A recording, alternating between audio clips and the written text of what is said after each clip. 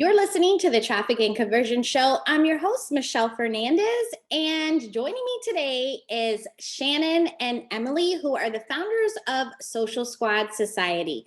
With 10 plus years of social media marketing experience, serving over 200 clients, training over 50 teams, and have taught over 30 in-person social media workshops. They are Insta friends turned real life business partners. That's the power of getting to know people on social media. How crazy cool is that? Well, you are in for a treat because today is all about the importance of Instagram Reels. So stay tuned.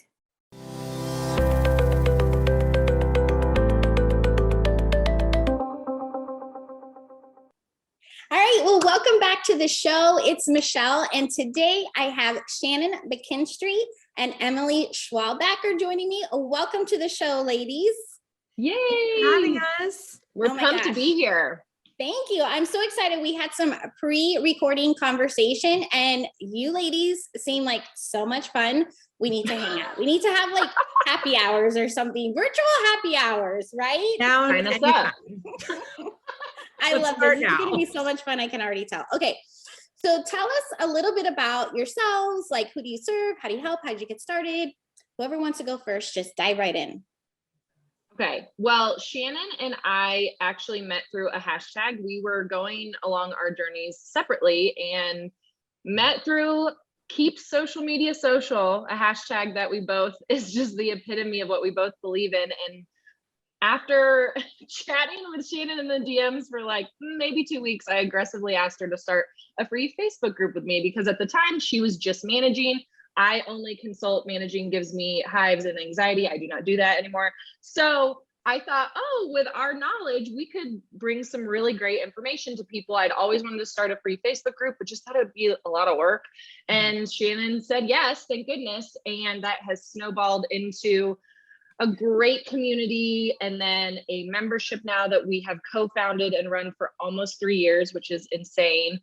We've created courses, hosted events, and our biggest message is just trying to simplify social media and support business owners and entrepreneurs because this can be really a lonely place. And before we had our communities, it was lonely and it was hard. And so we really love our community. It is top notch, the best. Our girls and different people in our membership, they support each other like crazy. It's awesome. So that's us in a quick nutshell. But yeah. So what did you all do before this? Like before social? So my journey started way back in high school, I guess. I love to thank SNL for this journey because I actually got to go to a live recording of SNL. My mom had a friend at NBC and it was really exciting. I remember being 16 and No Doubt was the musical guest and that's ages me there. But I was so excited. And I just, even though obviously I got to see my favorite band, I just looked out at the crews running left to right and the producers with their headsets frantically. And I was like, that's my brain. That's me. I want to do this. I want to run around and I just loved watching all that unfold. So I started studying television, studied it in college, and then went to CNN. And I was like, this is my dream job. I've done it. And then I was like, this is awful. Like it was just not what I envisioned. I was not expecting that. That's so funny. I worked overnight, I worked holidays. I was making $23,500 a year and I was broke and I was away from my family on holidays and stuff. And even though but I always like to say it was during those overnight shifts where I fell in love with MySpace and Facebook, again, aging myself. But it kept me company. And I was like, well, this is kind of what I like to do. Back then video wasn't as big, but photos and using captions to tell a story, like that was kind of what I did with video. So then when I left CNN, I was just really struggling. I was like, what on earth do I want to do? This was my passion. Now I fell out of love with it. And then social media started going from personal to business. And I was like, this is it. And now that video is now the way of the future, I'm like, oh my gosh, this is it even more. So I started doing social media management about 8 years ago. when it was just like, and Emily and I always joke, we started doing all this before stories were even around. Like Yeah. it was just a picture and a caption. And I just love the art of storytelling. And it just kind of came natural to me, I think, with my background in writing and producing stuff. Anyway, that's my story. But I always like to also preface it with like, you don't have to have studied communications, marketing, journalism to do this.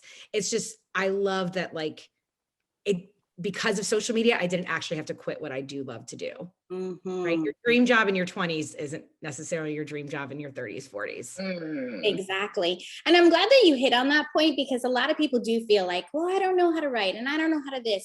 But we all have stories to share. You can tell a story. You can write a Exactly. I love that. I love that. Did you have anything that you wanted to add to what you did before, Emily?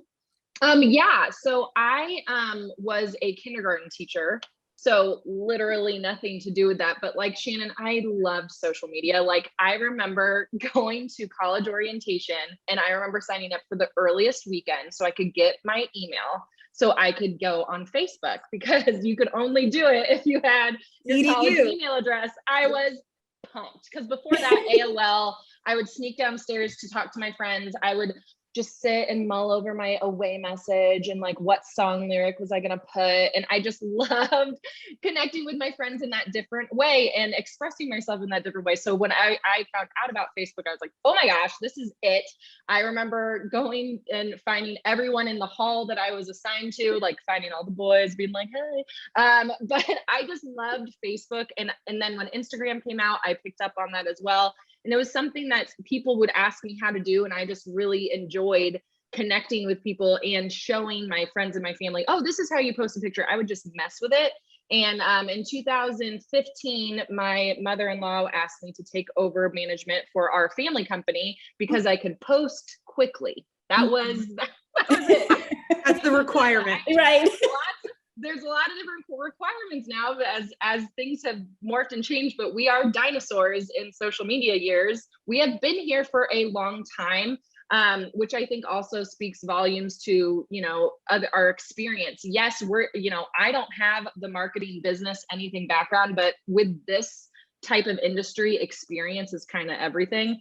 I became a Beachbody coach and I was annoyed that I was being told to have to ask people to sign up stuff and hey, can you join? No, I'm not doing those hey girl messages. So I just tried to figure out how to market myself in different ways. And then it just fell. Like Shannon and I say, we are like accidental entrepreneurs. We did not mean to just like fall into this. It just kind of fell and we've been running ever since. So I only do consulting. I found that managing is just gives me a lot of anxiety. I tried to manage for another friend and I just can't. So my brain doesn't work that way, but I consult. And then we both, run the membership as well, where we get to help so many different entrepreneurs, small business owners, boutique owners. We have a dentist. We have, all the MLMs. We serve so many realtors, everyone. And it's just been great to get that experience with all those different industries. So yeah, that's kind of how we both fell into this. Yeah. And what I love about it is that you're not following like cookie cutter thing. And I think that's what so many people try to do, right? They're like, well, so-and-so is successful, then I need to do this, right? Or they back away because then they're like, well, I don't have that personality, or I'm not, like funny or whatever there are. And it sounds like you all are making it fit for however the person is to get their message, to get their story out there. Right? Yes. Okay. All right. So let's talk about Reels, because like that's like, what all the cool kids are doing. Or so let's talk about like, what have you found to be some of the benefits from Reels?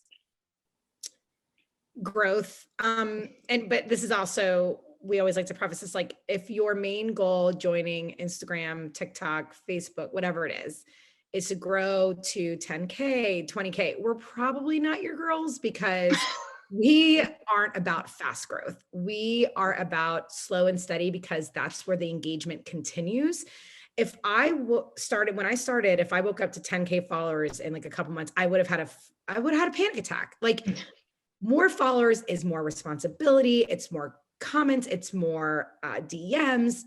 So I know there's a lot, all you see right now from the Reels people and the gurus, it's like, I got to 100,000 followers in 4 months. And I'm like, that's insane. That's not normal. It's possible, obviously, because they did it, but that's not something we would wish on a florist. That's not something I would wish on a real estate agent who has kids and laundry and this and that. It's a lot. So I want to always preface that with like, I'm not going to say post one reel, you're going to get 10,000 followers, but what's so incredible about reels is if you do it the right way and make sure your caption speaks to your audience, you stay true to yourself with the content you're creating, you will get in front of new people. And that's what's so cool about reels, right?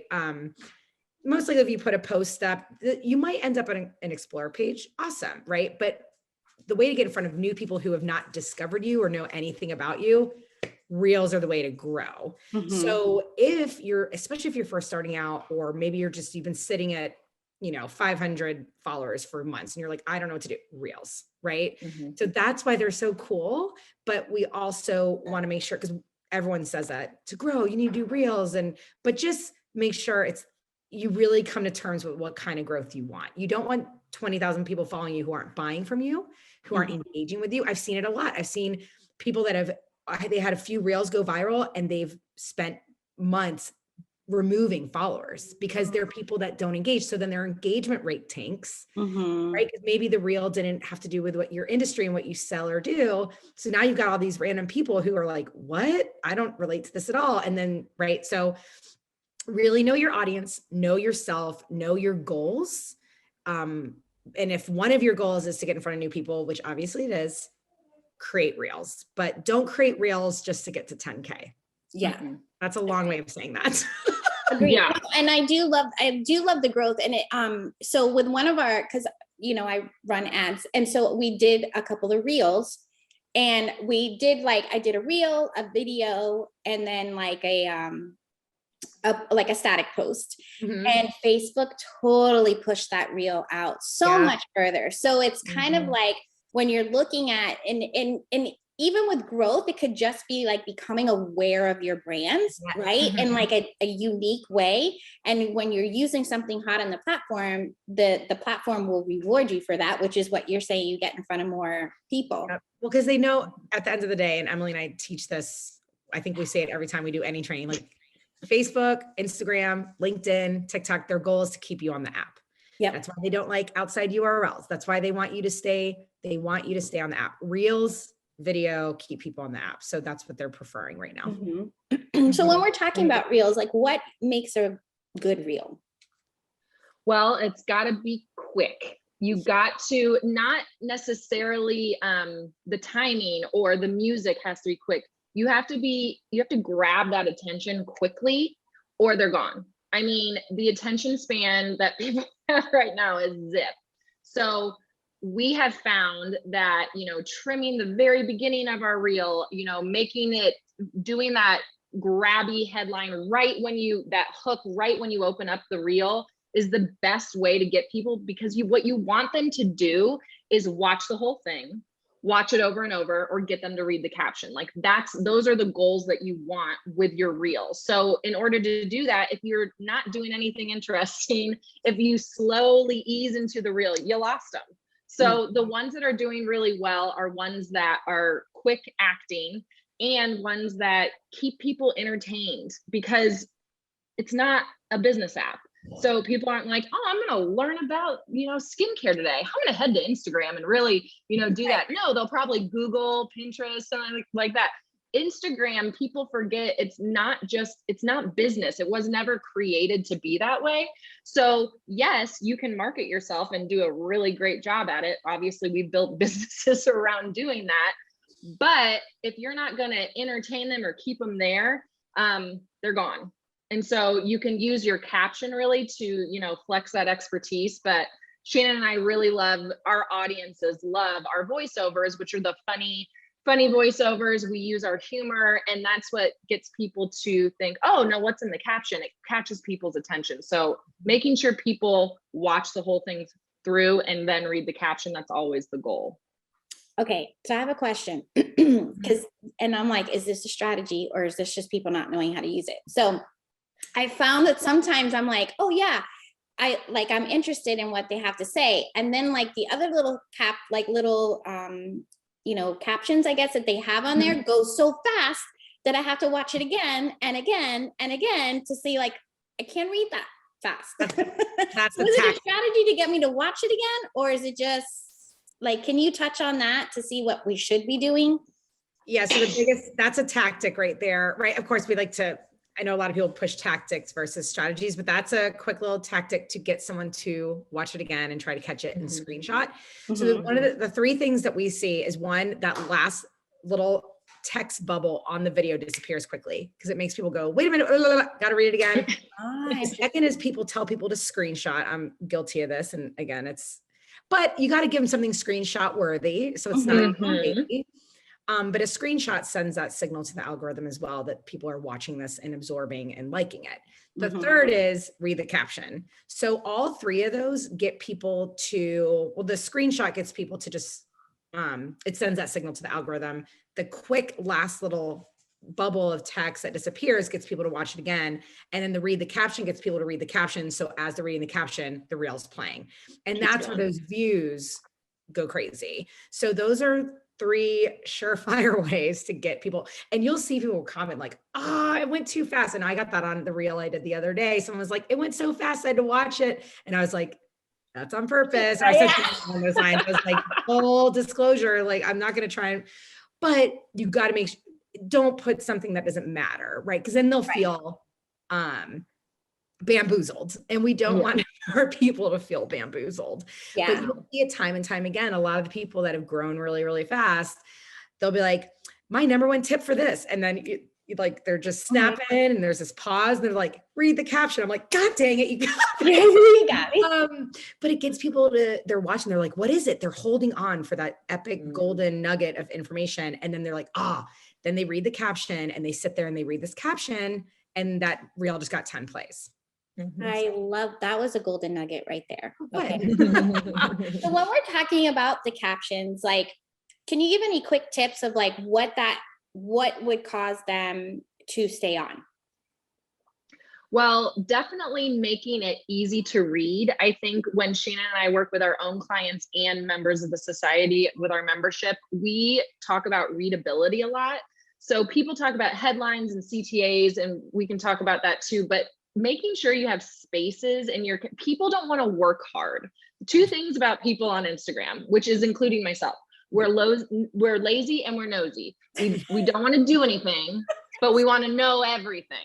So when people are like, I'm so boring, no, you're not. We want to know literally what creamer it is in your coffee. Do you even like coffee? Is it tea? Like, do you have a dog? Where did you get it? People want to know everything. We're also very lazy. We don't want to like work hard. If I see a big fat paragraph, I'm not reading it. There's no way. Like, you have to work to do it. So that's just like a quick tip for your captions to make them more readable. Use like emojis to break them up. Maybe you have like 3 tips. You can use the 1, 2, 3. You can use like the fist bump if they're like, pump up tips or whatever. But yeah, we talk about headlines and calls to action all the time. That headline, that first line of the caption, gets the audience to read, and then the call to action gets people to make a move, because we're lazy. So if you don't say what to do, people will, I didn't get any comments. I'm like, well, are you asking them anything? Right. Are you inviting them in? And it's not just click the link in my bio. It's not just, reach out to me. It's something that everyone can participate in, because most of the time your whole audience aren't ideal clients for you, but they could know someone who would be an ideal client. So that's why you got to think about your entire audience and not just your ideal client all the time with those CTAs. So like Shannon's famous one that blew up was, do you like white lights on your Christmas tree or colored? People went buck wild and really have strong opinions about that. I mean, they do, and they can't help but answer. But she has people who would answer that who aren't just social media managers to sign up for her course. They're not just people that would sign up for the society or people that would work one-on-one with her. It's everyone. And that keeps you top of mind for people, because you're including them in these conversations that they may not be included in. I love it. So what I'm hearing you say is that it's not just all about your business either. It's like mixing it in. So when you're talking about that ratio, like, what are you looking at approximately? For like, well, what we like to do, I mean, everyone says 80-20, 80-20, 80-20. we like to do something a little bit different, and we do this with our members. They get captions every month, right? And even the sales captions, you'll see there's something personal, fun in it. And then there's a little, hey, if you're interested in this, click the link in my bio, DM me. And then there's a second CTA after it that's like, by the way, has this ever happened to you? Right? So what we try to explain to people is, Instagram's changed a lot. We all know that, but the features have. The essence, the why people are there, it's storytelling. And it's still that app, right, where we want to see our friends' kids, we want to see the dog, we want to see the creamer, whatever, right? Let's see what they're making for dinner, we want to see where they went to vacation. But you can work your business into that, right? So one of the girls that helps write our caption is Jamie Dixon. And she actually put a caption up the other day, and I was like, this is gold. The whole thing was about this, how she took her, her and her husband went on this trip, and they had so much fun. She needed to unplug. And then she worked in her offer into it. She segued her offer into it and then ended it with a CTA. Like, when's the last time you took a vacation? Where did you go? It's so powerful, because now we're not saying you can't sell, but what we're saying is you can sell probably a lot more than 80-20. You just work in, and people don't even realize they've just been sold to. Right. That's the salesmen that kill it in the world, right? That's the commercials, the Nike commercials that have you crying. And you're like, what did I just watch? It's that storytelling, right? So I think we need to stop making, and we're all guilty of it, right? Back in the day, we used to just put like a sales page as our caption. It's like, we'll read the sales page when we click that link. I want to know, right, the heart and soul, tell a story. Or our favorite ways to help our people write captions is my number one tip for this, or I can't believe this happened. Telling a story or giving a tip after giving them that golden nugget that just changed their life, or that story that evoked empathy and emotion. It's like, by the way, did you know my one-on-one coaching? I go through this with my clients. DM me to learn more about it. Grab the freebie in my bio. Watch my highlights about this. So when was the last time, right? So you just kind of nudge it in there. And I'm telling you right now, it goes so much further, because what Emily and I tell everyone, we kind of sell a little bit in our captions. It's stories where we really sell. Yeah. So we always encourage our people, really talk about the offer big time in stories, because the people that are interested will watch it, and just kind of throw it in there in your captions. And that way you're actually talking about what you sell more than that 80-20. But your audience isn't feeling like you're a used car salesman. Yeah. Yeah. And I love that. And then, and also what I always preach, I guess, is you're creating that connection and the relatability. Yes. Right. Because by sharing part of your life and transitioning it into business, or what you did to do XYZ, like, it's like, yeah, I shop at Target too. And I had this happen to me, and now I could see how blah, blah, blah. Right. So that's genius. Okay. We talked about this just a little bit, because my social media manager, like, she sends me ideas of reels, and then it was like, usually it's like one facing, no transitions. And then when she sent me a transition, I was like, wait, what? Like, I don't even know where to start. So when you were talking about this, whether it be transitions, whether it be dancing or whatever, whether it be doing something to music, or just your voice, or that new little talking thing, which I think is so funny. What is it like? Obviously it all, but like, where do you suggest we start and like kind of grow into, or what do you find working better? I think that when someone's new to Reels and they're like trying to get their feet wet, and they see all these content creators with like outfit changes and the transitions, they're like, well, definitely can't do Reels. And that's not, it just gives you this impression that that's what you have to do. And you do not. All you do, you really only need a video or photos. That's all you need. So hyperlapse is one of the tools we actually like to encourage people to use, which is a time lapse app, and it's actually owned by Instagram, so they work really well together. And I usually don't like to go to outside apps to do things, but this one's just great. You could be walking into your office, setting up wherever that may be. If it's on the island, me and Shannon just got offices for the first time in the last year, after all the years of working at our islands and the couch and our beds. But just walking into your workspace, showing people where you work, putting it to music, that's a reel. That's it. Or maybe you're I have an eyebrow client now, before and afters, show the first, show the next, boom, done. I think people overcomplicate it. And that's what Shannon and I try to tell our members all the time, like, keep it simple with your comfort level. Now, if you want to try a transition, covering up the camera like that is the easiest thing to start with, because You don't have to make sure you're like in the right spot. You don't have to time anything out. You just cover up, you lift it off, and then you change whatever you need to change, make it a little dramatic, start with your hand there and then pull it right off. So that's the easiest way. But we want to encourage people to try it and to not feel so intimidated by it, because you don't have to do what all these other people are doing. Start with what you feel comfortable with. If it's not showing your face or doing the voiceovers or a video of yourself, it doesn't have to be. You can ease into it, showing your feet, a video from overhead, watching you type on your computer. It doesn't have to be you, dancing and singing and being ridiculous. You do not have to dance at all, ever. If you don't want to, you don't have to do that. So just start with what you feel comfortable with, and then just try to do the most simple idea with each one of those things. Yeah. I mean, honestly, some of the most powerful, I know you'll see a lot of advice out there, like how to get more views on reels, and transition is always one of the first things. And I think people immediately, they get intimidated. And I'm like, yeah, transitions do grab attention. Absolutely. The ones where I've had a transition have done really, really well, but I only do them maybe once every 10 reels or so. Emily is like the queen of transitions, and she's done them a lot, and but she's also practiced, and she has helped me create transitions, right? Like they're not something that came natural to me either. Like and I'm pretty savvy with this app. So people I think get frustrated. The first transition I ever did, remember, Emily, I was like, my husband and I are going to get a divorce.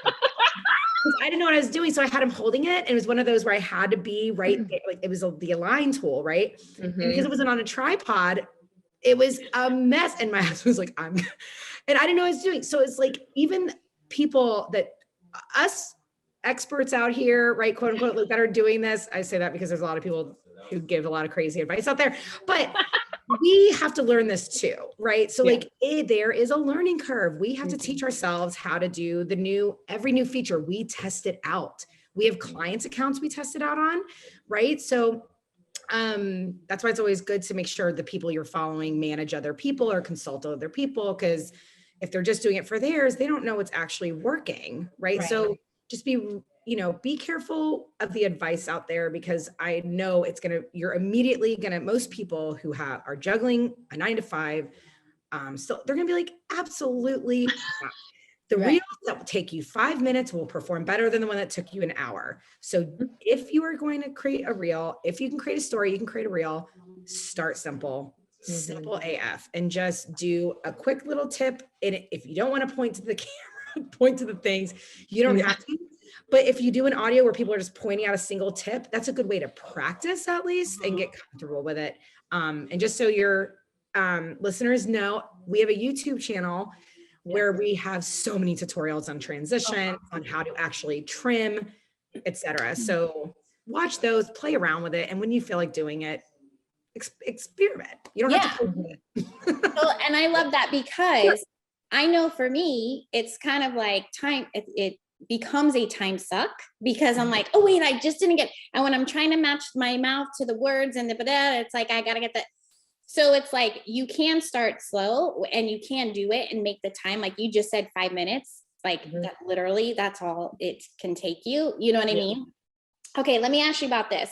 I'm totally not going off the questions I was going to ask you, because I'm like, oh, these thoughts came into my mind, because I'm trying to think of what I hear from people that I talk to. So a lot of people are like, oh, like I'm very professional. Like this is my kind of whatever. There's no way I'm going to get and like be a little crazy, that maybe they really are like in their real life, but it's like almost like they don't want to show that in their professional.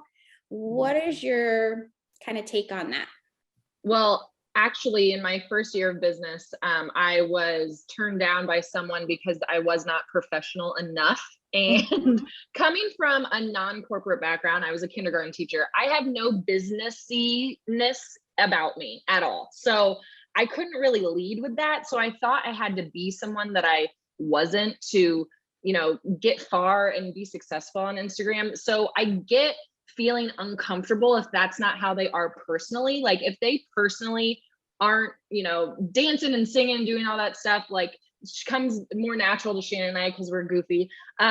But if that's not what they're like for realsies, then no, I would not suggest that they do that. Shannon wouldn't either. We don't want people to, do these things if it doesn't feel good to them. But if they're holding back to not be like professional, Instagram's not like a fancy pants app. Like, I think that what they'll find is that the more human you are, the more conversion you'll get, because everyone's walls are up, especially on Instagram. They don't want to be sold to. They don't want, to sign up for whatever you've got. Their walls are up. They don't want to work with you. So when you put another wall up of, I'm a professional and I'm not going to play these games, well, then you're probably missing out on a lot of people who would connect with you if you would simply even just sharing, where you grew up, or doing a little Friday intro and sharing some fun facts about you that don't have anything to do with your business. Shannon and I actually did a training yesterday in the Social Squad Society all about insights, and a majority of our stories that got the most replies, that got the most website clicks, had nothing to do with our business and everything to do with us as humans. Because like Shannon said, we say it all the time, it's a storytelling app. So if they're worried about that and you want to give them advice, I would say it's better for your business to show more of that human side and to try this. And Instagram is all about trial and error. I feel like people are just write it off completely. They're just like, no, I don't want to do that. But when you try different things, like who knows, like that one reel that you do where you are showing your face and you're pointing at some boxes that tell you like little fun facts about yourself, who knows what could happen. And that could land you 2 to 3 clients just because you started sharing more about yourself. I love that. Thank you for that advice, because I think a lot of people should definitely hear that. So if you had to say like your best tip for Instagram, for Reels, what would that be?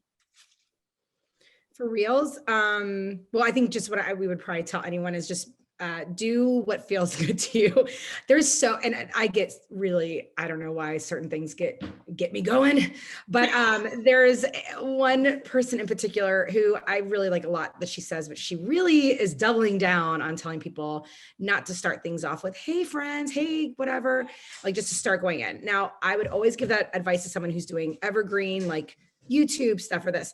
But I have forever, and Emily too, I'm pretty sure, on stories, we start out anything on video. We start out what feels comfortable to us. I'm not going to go by, there is no magic formula. It's what feels good to you. Because if I started off like stories the way that certain people tell me to, I'm like, it's going to feel weird to me. So with that said, especially on video, whether it's Reels, a video, IG Live, just, do what feels right to you, because it's going to come off weird. Just like we were just saying, how Emily was saying, if you are businessy, I know a title company I've worked with in the past, they're very professional. They're very top notch, right? But their reels are great. They just keep it they're like, here are our three, I don't even know, title stuff, right? I can manage, I don't know what y'all do, but I can help you write some captions. But they're the opposite of like my reels, but they do really well because they know their audience and they're true to themselves. So their reels, the way they start stories, the way they start their reels, the way they create their reels, all the video content, they do it with how it feels right to them. So if transitions or dancing or whatever doesn't feel good to you, do it that way.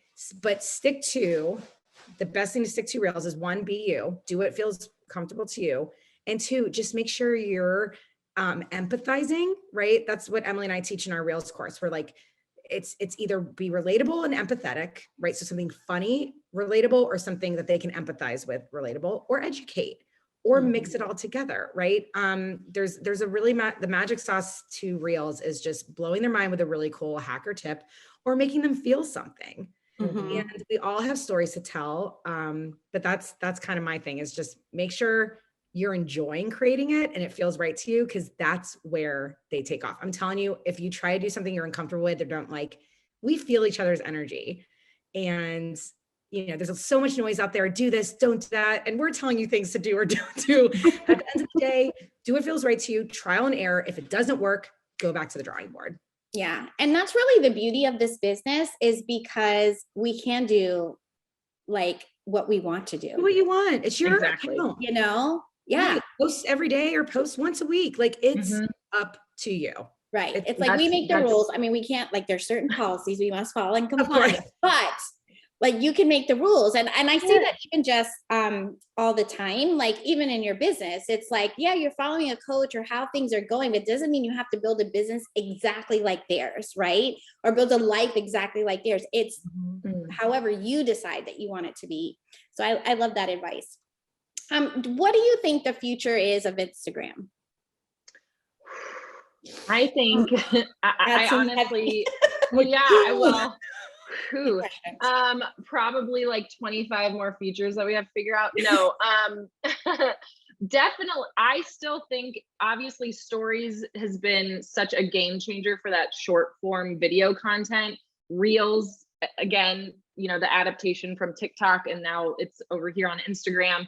Just video, just different forms, maybe even shorter, maybe even this. I think that when you come on and you speak to your audience using video, it's so much more impactful. Now, Shannon and I both have kids at home, so we're not saying, you know, show up every day on stories. No, not at all. I can barely do that. I usually type out a tip, but video and speaking to your audience is so impactful that we think, and more entertaining, and it keeps people on the app. Remember what Shannon said, it keeps people, that's the whole point, is Instagram, if you're doing well, Instagram's like, oh my gosh, you kept them here, keep it up.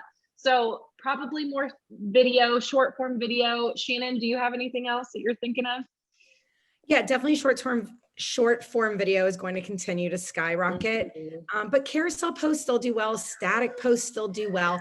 It's what I do think, the one thing to reassure everyone is the one thing that's not going to change is it's always going to be a storytelling app. Yep. If anyone's listening to this in 2050, tell me if I'm crazy and it's not true. But you know what I mean? At the end of the day, and all the trends in 2022 are saying storytelling. And I'm like, we've been saying this for years. Yes. My daughter's having is that okay? Yeah, that's perfect. It's real life.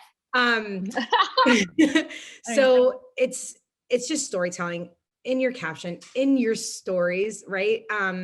So that will probably remain the same, but they're doubling down on video. They've already said that. So if you are not comfortable with video, if you're like, I'm not doing it, try it. It's actually really fun. Like reels are really fun. I remember if you go way down in my reels tab, the first reel I created, I just found out I was pregnant. We were on vacation and Instagram's like, reels dropped. I'm like, oh, I've been doing it. Talk about this. And I created one and I was like, oh wait, that was a lot of fun. Like they're actually a lot of fun to create, and what you can do to take all the overwhelm. And Emily and I do have a free reels course if anyone wants to grab it. But in there we have a caption template for you and everything. And what we talk about a lot is just take a post of yours that you did even 4 weeks ago. I don't care. Take that thing if you just started creating content and make it a reel. If it was a caption with a quick tip or story of your journey, make it a reel. Another thing that we have to keep telling people is because Instagram's always changing, TikTok, all this stuff, and us having these in our hands all day long, we are bombarded with stuff. So that marketing rule of 7 is closer to 77 now. How many times someone has to hear your message. So don't be afraid to repeat yourself. Don't be afraid to say the same thing.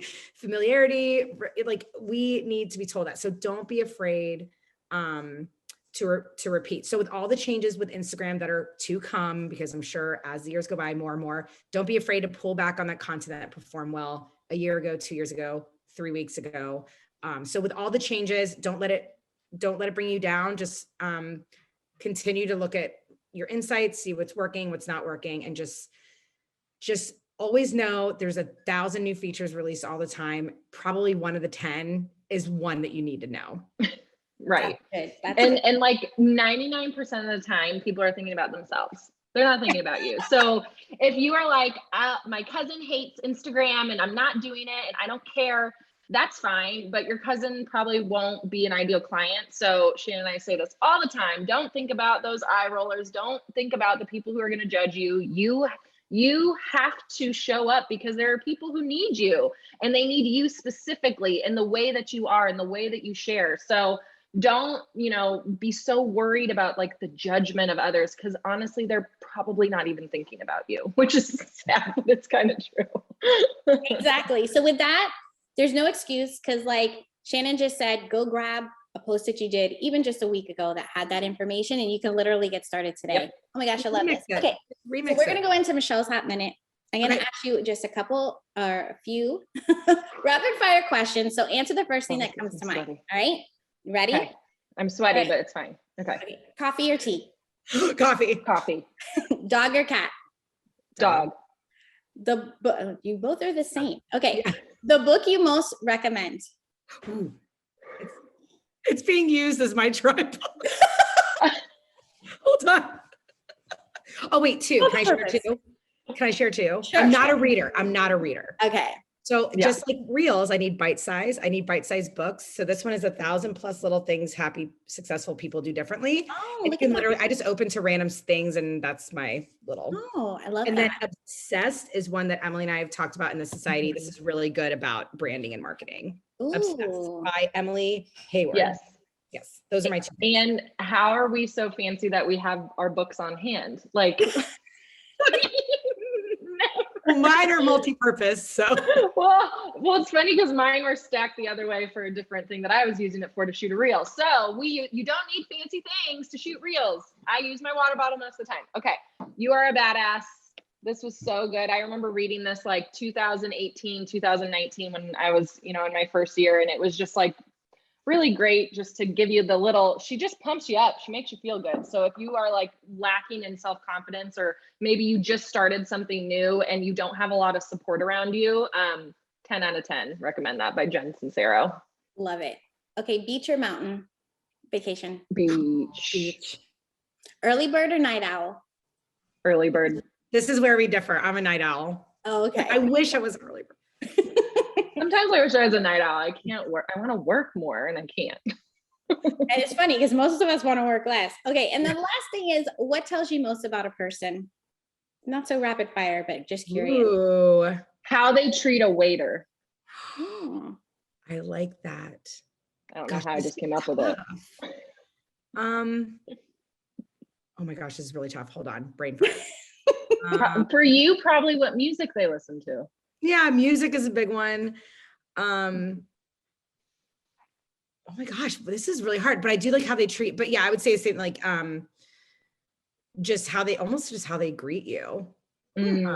Like eye contact, maybe. I don't know. Gosh, that's a really good question. It's a really good question. Something to ponder, right? It For is. yourself and who you want to surround yourself with. I don't know. Maybe. Yeah, because This is I'm so definitely much- a smiley. Oh, maybe if they're a hugger or not. Because I'm a hugger. You're a hugger. I go right in and I say I We love say you. that we say that at all of our in-person events. Like if because we're meeting all these people for the first time, so we're like we just on repeat. I'm a hugger. I'm a hugger. I'm a hugger. Well, and I have Right? friends who aren't huggers and I know a lot about them. So that's probably mine. Are you a hugger or not? Because if you're not, I know a lot about you as well. I'll never forget. I went, I had been hearing about, it was somebody's husband, right? And so I met them in person. So I go up and I give him a hug and he's like, oh. Well, Like, what's happening? I'm like, no, I don't like you, but I just want to like hug you. Yeah, I just get in there. Yeah. Yeah, because it's like I don't know. I'm right there with you. This was so much fun, ladies. Oh my gosh. So fun. I appreciate fun. you coming on. So tell us where people can find you. All that good stuff. So on Instagram, mine's just at Shannon McKinstry. Oh, and we also have Mine's- joint Instagram, Social Squad Society. So, Yes, at Social Squad Society. And then I'm just at Emily_Schwalbach. Okay, perfect. Have Perfect. fun trying to spell it. Yeah, well, we're gonna drop it where you can find it in the Okay, show good. notes. That's a fact on this one. Oh my gosh. All right, well, there you have it. Social media teens with Shannon and Emily. Definitely go check them out and make a commitment, make a promise to yourself that you're gonna start reels today, right? Some Yay. reels, we want to get them done. Oh my gosh. Thank you so much, ladies. Thanks for having us. Amazing. Thank you. All right, I hope you enjoyed the show. Until next time, let's grow your business together.